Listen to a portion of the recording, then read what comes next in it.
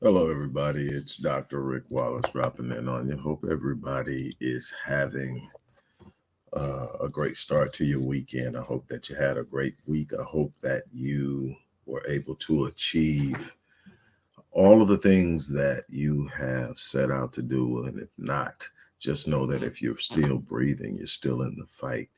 I say that often, and it's so important to really grasp an understanding of what's possible, even in the most darkest of hours.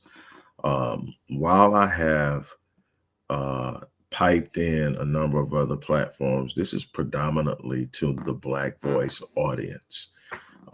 Those of you who have walked with me, followed me, and shared with me as we fight to empower our community, to give strength and direction to our race, and to be the best versions of ourselves in the process. This is to you. Um, Now, I put it on other channels because there are other people who are not subscribers to this channel that need to hear this message. But this is my opening up to the people who have walked years in support of the work I do in the Black community.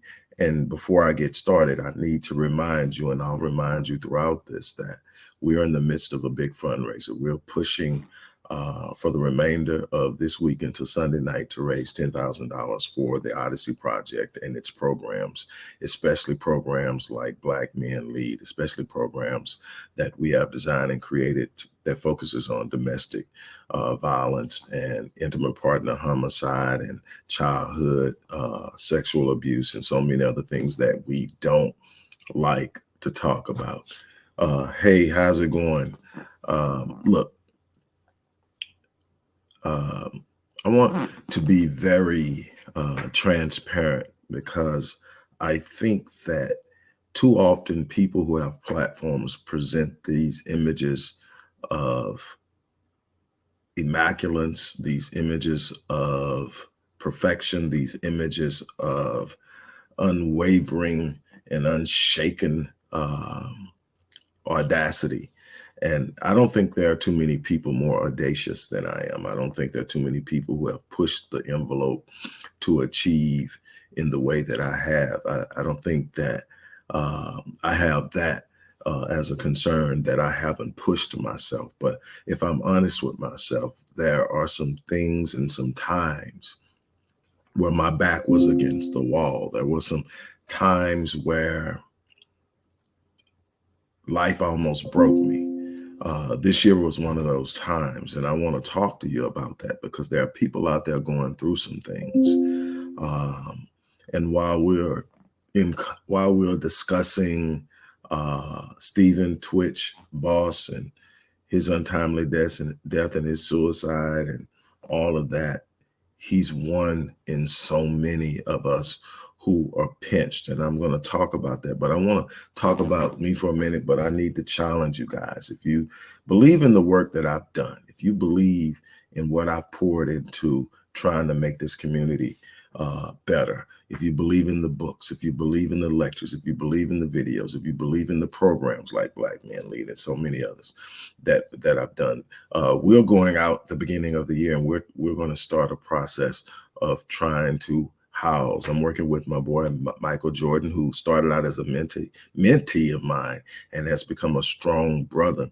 And we're going to be doing that in the beginning of the year. And so we're going to be housing women from domestic abuse and intimate partner violence. We're going to be dealing with trauma, mental illness, addiction, and we are going to create environments where we can have more access to these individuals and they can have a safe place to recover. All of this is coming. But anyway, if you believe in the work we're doing, if you believe in what you've heard from me over the last 12 years on social media, those who followed me before I jumped on social media, if you believe in what I've done in the past 30 years, we need your support. So let me say, I am blessed, and I want to lead with that. I am blessed.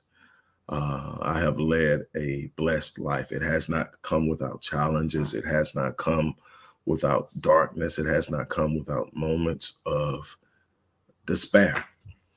I was born to a 15-year-old mother and an absent father. I was reared by my great grandparents. So that means my grandmother's parents adopted and reared me. That came with its own challenges just because of the differences in age and time. Um, but they loved me and they challenged me and they believed in me and they uh, infused confidence in me and exposed me to things that made me better. They challenged me and demanded much of me. And it framed who I am today. So I don't have a complaint with them. I never met my father. First time I saw my father was at his funeral.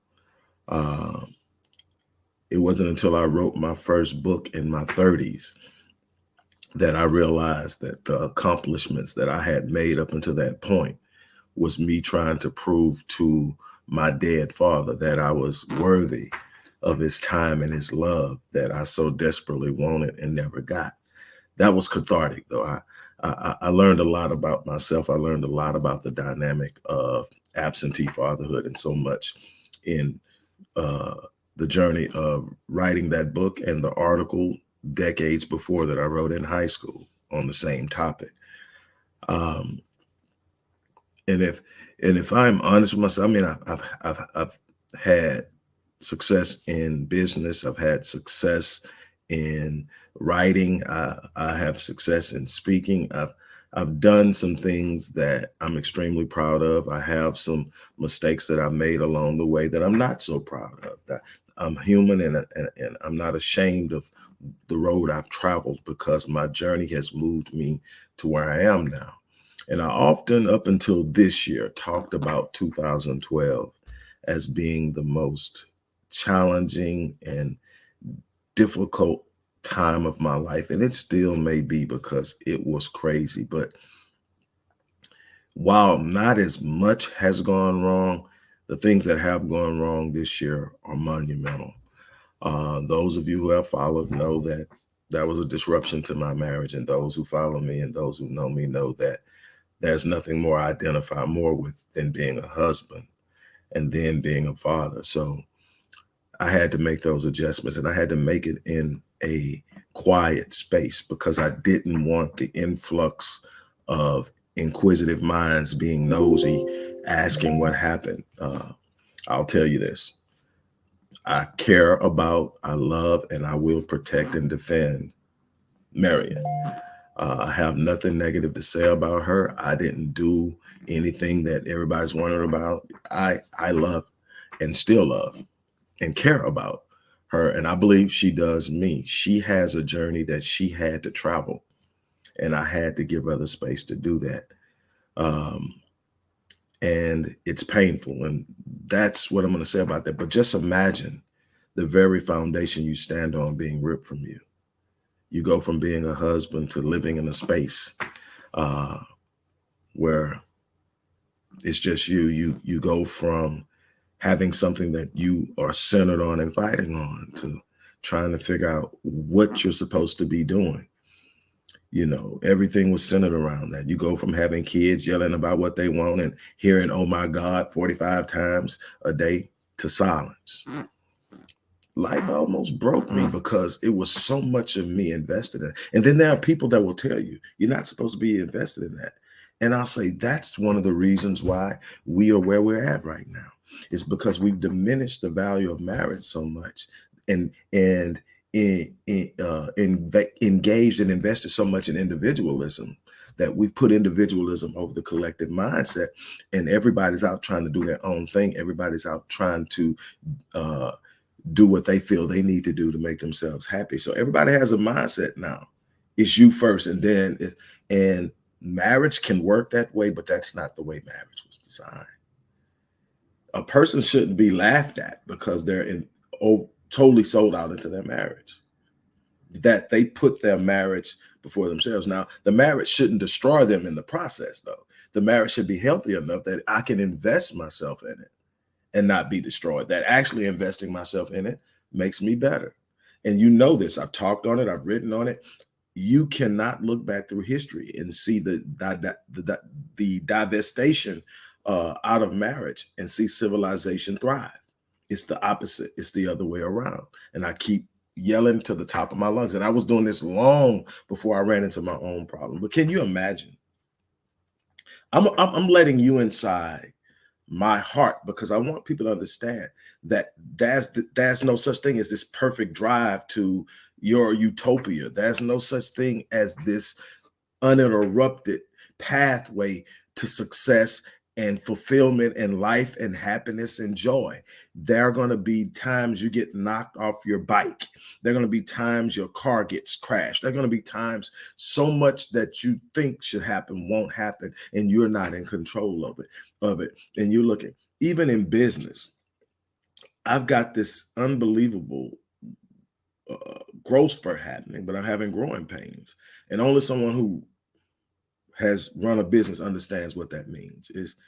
It's growing faster than you can facilitate it, and it comes with a lot of challenges.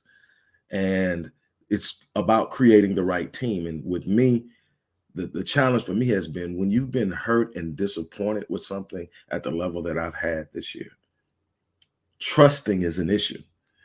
And so it requires trust to build a team. So it's holding on to something because you know it needs to be done, and you if I give it to you and it doesn't get done, that slows the process. And you got to keep reminding yourself. But let me tell you something. What we do in this life,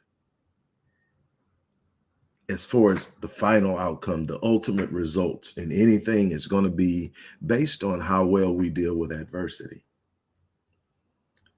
I have said before that adversity is the fertile soil in which the seeds of faith are planted and cultivated and watered, and they manifest and bear fruit based on how well you plant and how well you water and how well you cultivate. And it doesn't mean that storms aren't going to come. It doesn't mean that weeds won't grow up and try to choke the seeds. It doesn't mean that soils won't be depleted of the nutrients necessary and you have to refertilize. It means that you've got to stay focused. You've got to keep giving. You've got to keep moving. And fortunately, I never lost myself over this process. In fact, I rediscovered myself at a more intimate level. I engaged my true nature, my true passion. And I'm thankful for that. But life almost broke me because you go from a sense of identity. And I think one of the things that we lose sight of is the fact that our identity plays such a major role in how we move in life. How do we identify? Do we identify as victims? Do we identify as victors? Do we identify as winners? Do we identify as losers? Do we identify as powerful? Are we identifying as vulnerable? Where do our whatever we identify with is going to determine how we move. And then when that identity is challenged, if you're not anchored enough in it, it will shake the ground. And it's going to happen to you at some point in life that you're going to reach a point where you're going to get so hard that it's going to knock the wind out of you. And how you respond in that moment of darkness, how are you going to start pointing the fingers? And it's a lot of people actually, you know, what happened? Well, it doesn't matter. I am not one to play the blame game. First of all, that's one of the weakest moves you can do, is point the finger. It doesn't mean somebody didn't do anything to you. It doesn't mean that it means that I want to give you my power so that I can sulk, so that I can whine, so that I can complain, so that I can blame, so that I can have an excuse for not being the best version of myself. The one thing that I knew when I realized this, and I mean, to go from being married in the house with your wife to saying I'm divorced in 6 months, that shook the ground. That shook the ground. But what I wasn't gonna do is be a victim. Things happen, and like, and my thing is, I will always protect her heart. I will always protect her space. She deserves that. She's been through enough. Um, is this the outcome that I wanted? No.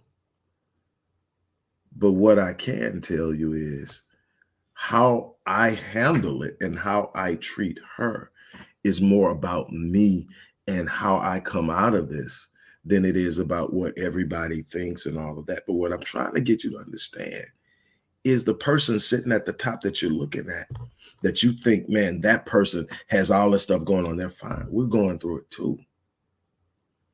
There aren't enough books to have. And then it all happened. You got to understand that before I finished um, the war on my 25th book, The War on Black Wealth, that was academic apartheid. Then the book before that was Merging Souls, my second book on marriage. One of my best-selling books is When Your House Is Not a Home, a book on marriage. And here I am in this situation. Life gets to mess with your head. Man, you're a joke. You're an imposter. Look at it. And the thing is, nothing in those books are false. They're facts. They're real. They're principles. It has what's going on in my life isn't a reflection of what's in the book. It's a reflection of what's in my life. And my life isn't perfect. The book is outlining the principles of an ideal situation. I didn't float in an ideal situation, and I'm okay with that. I've never looked for perfection. I looked for places where I belonged, where I was needed, and I felt like I did what I could in the space that I was needed to the level of my ability. And where it ends up is where it ends up. But how I deal with it is what's important. How I move and operate. Am I holding a grudge? No. Am I being kind and loving? Absolutely. Am I the best I could possibly be? Of course not. Um, am I a victim? Absolutely not. I'm going to come out of this, no matter how that is, no matter what the end result is. I'm coming out of it with my head up, my shoulders square, knowing who I am. I'm not here for sympathy. I'm here for people to understand that life is real. We don't get to choose a path that exempts us from heartache, from trouble. And what you got to understand, if we're really truly honest with ourselves, we are a people more than any other people that are emerging from a childhood of trauma. We don't want to talk about adverse childhood experiences, things that we went through as children that shaped how we move, how we think, how we operate. Can we trust? And we don't want to deal with those things. We don't want to talk about it. I've lectured on it. I've spoken on it. I've wrote on it in multiple books, including Born in Captivity, which I'm reading to you guys from over the next few weeks. But when I saw that this young brother had killed himself, and I know there are a bunch of people that ain't really feeling dude because he married outside the race, and anybody who knows that that's not something I support. But I still see him as a black man, especially in a time like this, because his unique experience he can't escape. No matter how much, no matter who he marries, no matter what his crowd is, there's something he can't escape. And I don't know what his demons were. I don't know what it was, but I know. Here's what I can tell you about what I'm dealing with now. The situation I had with Miriam was 7 years. 7 years of a merged, blended family, loving on kids and trying to parent in a difficult environment, trying to be a protector, trying to be a provider, trying to, get through my own rebuilding phase, all while it's going on and that. But it's 7 years of that. And then all of a sudden, what you identify with is gone. The hit that you feel when the thing you identify with most is no longer there. And I'm assuming that while he has all these other opportunities and things are great, he became Ellen's DJ and, from what I can tell, her friend. Things she said about him before he passed. And she was very emotional, tells me they were very close. And that he brought joy to her life. She just kept saying, he keeps me laughing. He makes me laugh. He makes me laugh. Do you realize a lot of times that the people that are making you laugh are crying within? And I found myself in that situation, when I found myself, man, coming home to an empty place. And having to wake up every morning and meet with clients and encourage them that everything is going to be all right, do videos to encourage people that everything is going to be all right, do videos about plans and strategies for the Black community, meet with more clients, and do this over and over again while your heart is just aching, takes a lot out of you. When I tell you life almost broke me, I'm serious. And the whole time you're hoping you're going to wake up and it's a bad dream. You're hoping that you're going to wake up and the other person has come back around and there's another chance, and every opportunity that you think is going to happen, the opposite happens. And then you wake up one day and it seems you're at the end of the road. It hurts. It hurts like crazy. It hurts even more when that was your source of belonging and it's gone. It was taken. You didn't hand it up. You didn't walk away from it. It was taken. And it hurts. There's no other way to put it. And so I can imagine, having been identified with that show since I think 2013, that was his identity. That was his safe place. That was his haven. That's where he went and was allowed to be whatever. And he thrived. It was the place he got to lift and see so much, and then it's gone. It's not sometimes it's not so much the altitude you fall from, the platform you fall from. It's your capacity to land. I've been knocked down before. I've been knocked off kilter and off balance before. And so I found the safest place and the best landing I could get. And I landed and I evaluated and I made up in my mind how I was going to move and how I was going to operate and what I wasn't going to do. And I made up in my mind that giving up wasn't an option, that checking out wasn't an option. And I don't mean suicide. I've never gotten to that point. So I can't say what that feels like, but I've gotten to points where I just felt like giving up. Like, if I don't wake up tomorrow, cool. I've been there before. I've been to the point where, you know what, I'm tired. Oh, I've been tired a lot this year. You study striving. You're fighting for people that won't fight for themselves. You're fighting for people that won't give to themselves. You're doing everything you can. You're trying to hold this business thing together. You're doing things, and on the surface, to everybody else, it looks great. And thank God, my life is better from what people judge life about. My life is better than the average person. But I'm not exempt from pain. I'm not exempt from heartache and disappointment. I'm not exempt from my humanity. I'm not exempt from feeling like, man, I've given up so much. And what does it look like? You know, you lose a relationship in your 20s, you know, shoot, man, it's much money. You lose it in your 30s and you're going, hey, man, that was a tough one. You lose it in your 40s, you go, hey, we can't keep doing this. You lose it when you're 50. I was 54 at the time, turned 55 shortly after. You lose it in your mid 50s. And you starting to think, man, what if it never works? You start to question a bunch of things. And I just decided somewhere in there that I'm going to have what I desire. And I'm going to live life at the fullest. But what I'm not going to do is check out in the process, just sit on the sidelines and whine and complain and lick my wounds and talk about, man, this happened and that happened. People will tell you, I haven't talked to anybody outside of a very close confidant, and that was limited. And that was somebody that had a vested interest in her well-being. It's her relative.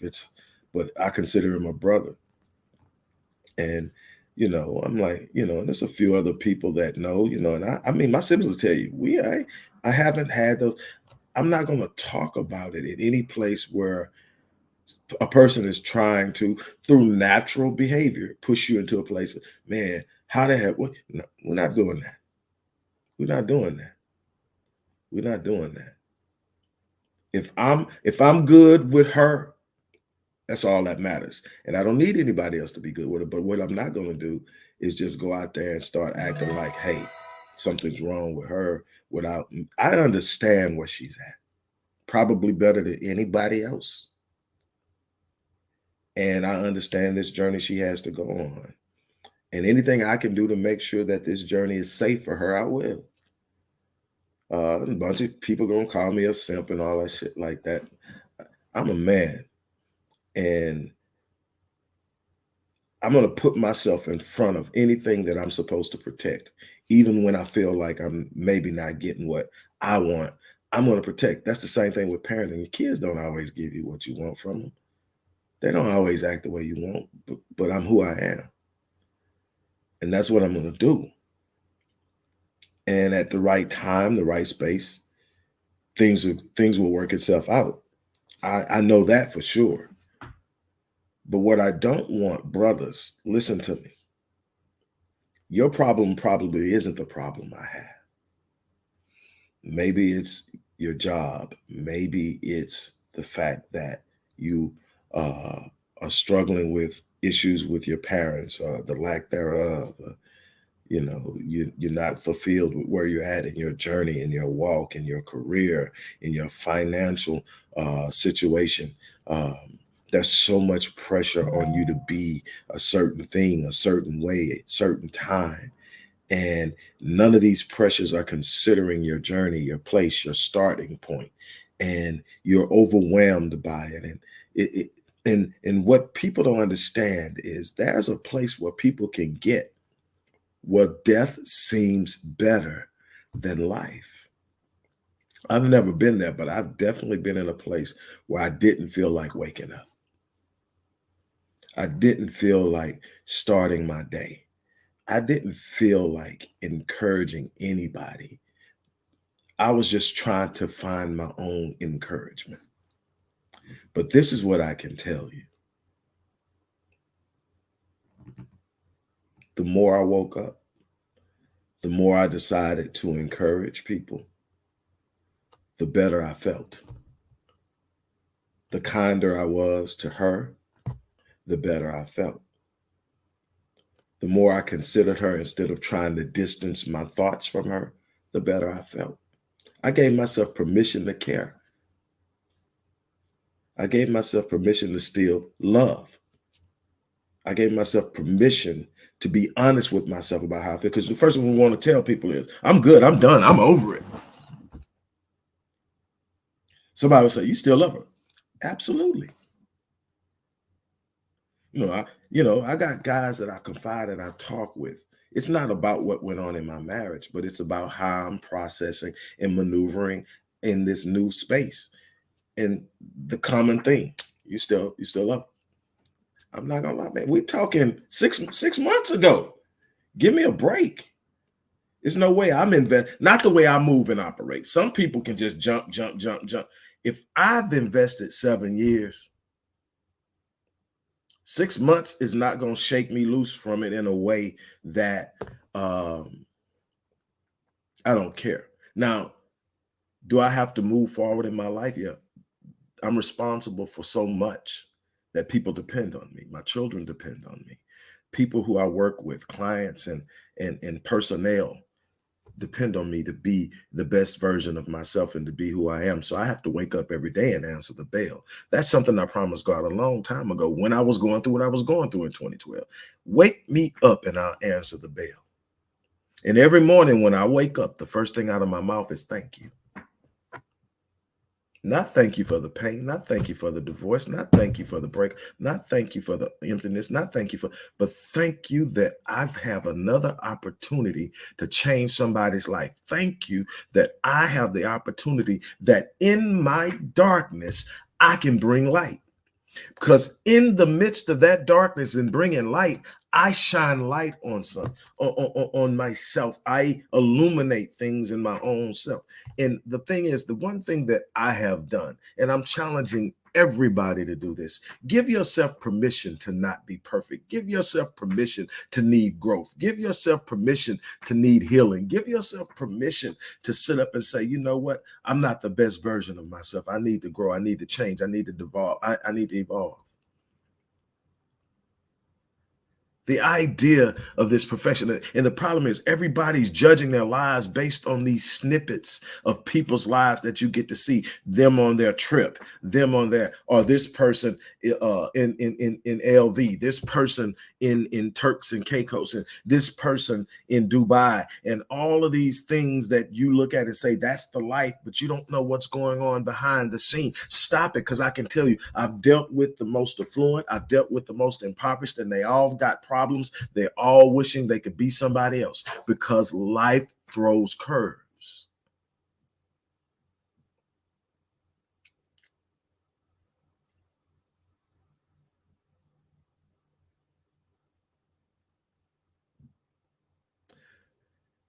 Life throws curves. Now, at the beginning of this, I told you that I was going to share with you, and be transparent with you,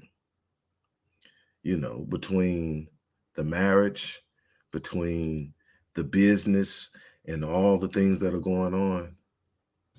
I've changed lives.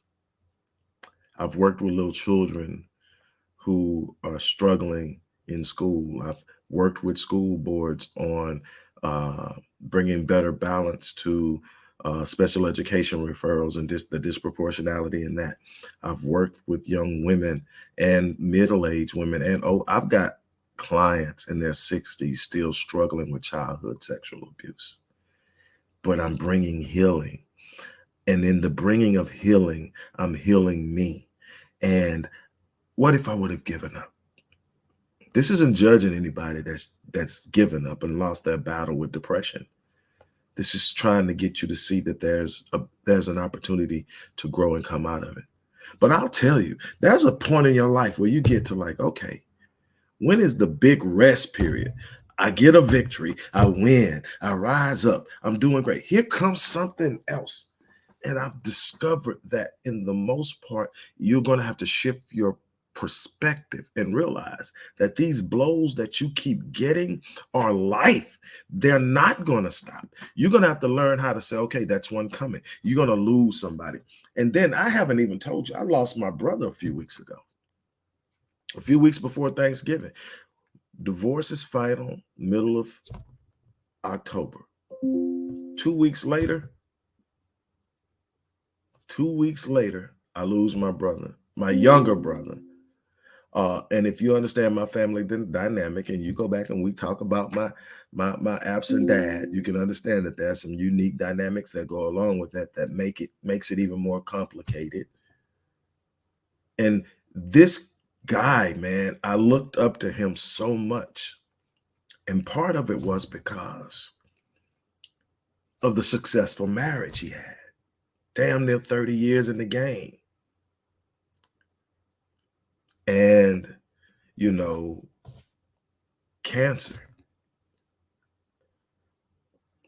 And that's the third sibling, younger than me, all younger than me, that I've had to see leave this place. All of this in 1 year. But I'm thankful that God woke me up this morning and allowed me to sit in front of you right now and tell you that there's a better day. Yeah, man.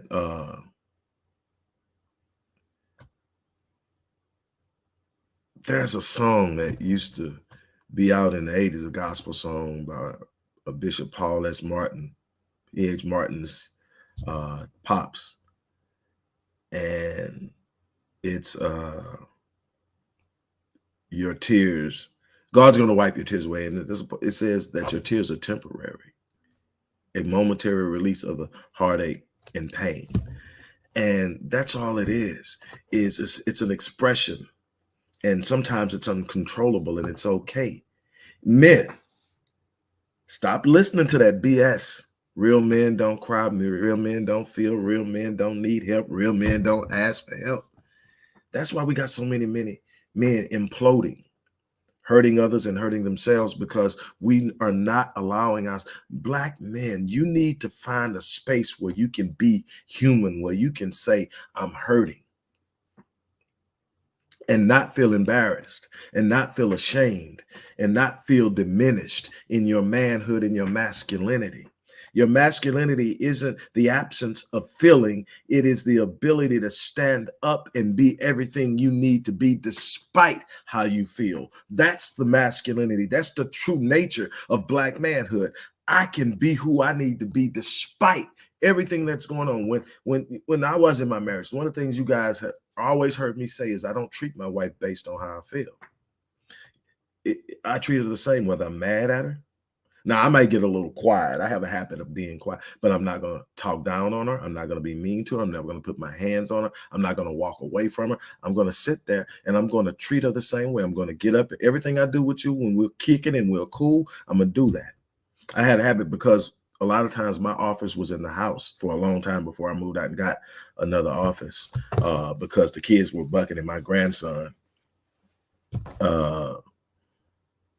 would just jump in my videos and in my client sessions. So I had to get an office. Before that, my office was in the house and it would be right by the exit of the door. So anytime she was coming down to go to work or go to the gym, she would come down with her bags. And I told her a long time ago, you don't carry anything. If I'm around, you don't carry anything larger than your purse. So I would literally stop what I'm doing, jump out my office, carry her bags and her gym bag and all that stuff to the car, load it up, give her a hug and a kiss, say goodbye and come back in. And there were days where we weren't on the same page. Got up, grabbed that bag, took it out to the car, gave her a hug and a kiss. It's about execution. That's what makes manhood. That's the true nature of masculinity.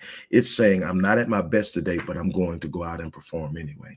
I'm not at my best today, but I'm going to deliver I love you to my wife and my kids, or to my mom and my dad. I'm going to be present even in my weaker moments. I'm going to be present even in my more emotionally disturbed moments. I'm going to be present. I'm going to execute who I am and what I'm responsible for doing. That's masculinity. Sitting up and saying I don't feel, sitting up and saying I can't be hurt, sitting up and saying I ain't got time for these blah, blah, blahs. All the things that I see Black men doing to escape the fact that they feel. A bunch of you are mishandling women because you think that makes you a man and stronger, because you're not showing feeling, because to you feeling is weakness. I'd rather feel and be hurt than to be callous and unfeeling and feel nothing. The beauty of this life is feeling. The beauty in this life are the emotions that you have the ability to create. And the beauty about what I do is I know how to create joy and happiness for myself, even in dark moments. And that's what I've done. Again, this isn't about sympathy. This is about healing. This is about mental health. This is about me making sure that people understand that no matter how many times you see me smile, I'm real, I'm human, I have my moments. But I hope that in that fact that I show up every day and I give you what God has given me in my heart and what I've discovered in my work.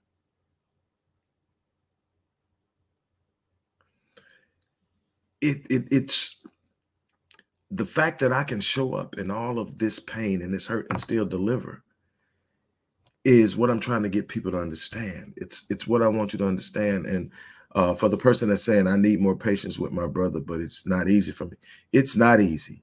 Patience is it's a virtue that's developed. It's a what makes me patient with everyone is the realization of my own humanity. The realization that I'm not perfect, that I don't have it all together, that While I excel in a lot of different ways, there are ways that I still need help and I still need growth. And I'm not going to always make the best decisions and all of these things. And in that, it forces me to look at people and say, okay, let me see where you're at. And so I deal with you without judgment. I deal with everyone without judgment. Everyone deserves a chance to find this thing. And as long as I see people trying, we're good. Now, for the people who are sitting up and just straight up jacking over people, straight up not even trying to get right, they need a little bit more toughness. But for people who are, this world is, and when you're dealing with people like I deal with people who are struggling with addiction, people who are struggling from trauma, people who are dealing with a lot of things that aren't easy to shake. It requires patience. They're in a journey, they're in a process. And so what I do is I look at the process I'm in and I sit up and say, hey, I could definitely be better. So if I can be better, and I've got to wake up every day and I need people to be patient with me, then I have to be patient with other people. If I want people to understand me, then I have to understand other people. If I want people to extend me grace, then I have to be willing to extend grace. It's not easy. I get it. And sometimes we take some hard hits. Sometimes we take some devastating blows. But what I want to tell you is something you've heard me say a bunch of times. You're built for it. It's not something you want to go through. It's not something you want to deal with, but you're built for it. It's not going to break you. I tell people all the time, I've been bruised, but I haven't been broken. Life tried to break me, but it didn't. Life tried to take me out, but it didn't. I'm here to tell you, everybody, male and female, there are going to be dark moments. But light casts out dark. Find the light. Sometimes you can look within. Sometimes you got to find somebody that's casting light because it's gotten so dark you don't know how to turn your own switch on. But what I'm going to tell you is, if you can find a way to speak life into somebody else, it opens up the gate for you. If you can find a way to bless somebody else, however that is, it'll open up the gate. If you can find some way to pour into somebody, be kind to somebody, even people you feel might be the source of your pain, be kind. I'm not saying let somebody run over you. I'm not saying let somebody hurt you. I'm not saying be a doormat. I'm saying understand that even the person that hurt you is going through something. And their behavior is normally a reflection of what they're either going through or they've been through. And you've got to be willing to understand and work with that. The problem is everybody is focused on self at a level that nobody is looking at what the next person is going through. So there's no level of understanding in our community of what's happening. So everybody is reacting to how somebody else's behavior is behaving and not understanding the reason behind the behavior so that they can engage them in a way that things can be worked out and handled. And that's something we've got to do a better job of. But this is what I promise you. As long as I've got breath in my body, I'm going to answer the bell. As long as God wakes me up in the morning, I'm bringing my A game. Whatever that is that day, I'm bringing it all. I talk about this a lot, and people tend to take it as a cliche and don't pay much attention. Some people really get it and buy into it.